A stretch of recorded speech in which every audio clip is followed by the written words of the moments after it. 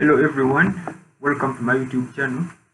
My name is Wakwale Joshua Koko and I'm a medical student at Bulu University.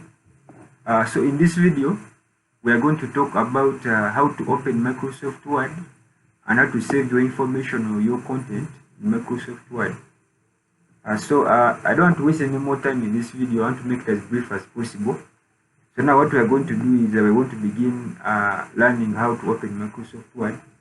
And I'll teach you guys my favorite method, and that is using a keyboard shortcut. And for me, that's going to be pressing Windows R concurrently. And when you do that, such a menu will show up on your screen. So what you do is basically come and delete whatever is highlighted there. Then you type in win word like it appears here. So I put in word, okay. Then I press OK. And just like that, my Word has opened. So after opening my Word, I can come and do anything that I want with Word. I can type, maybe I can type and I say maybe I love maybe Manchester. Yeah, I love Manchester because I'm sure many of you do love it. I love Manchester.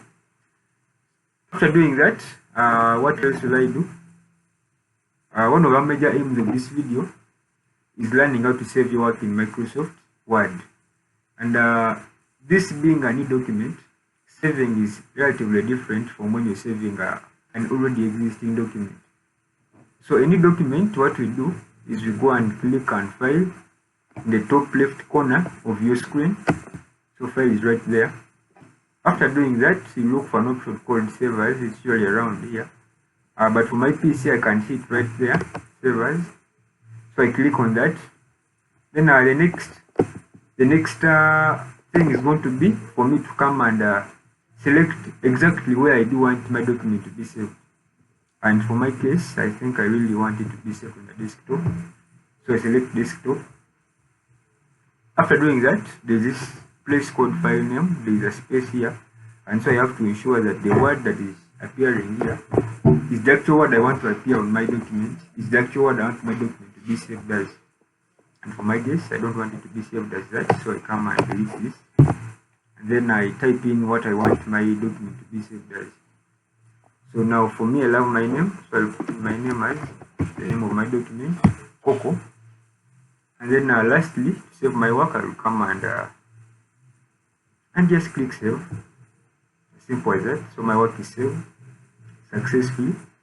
So even if I come here and I close this document, just like that, you can see that I can already see my work has already been saved and appears right here on the desktop. So I can come and open my document there, just like that, and you can see what I typed here actually is being portrayed. I love Manchester United. And so I can come and add anything that I want. I can come and maybe add in maybe most of the quotes. So the quotes, something like that. I love Manchester United, most of the quotes.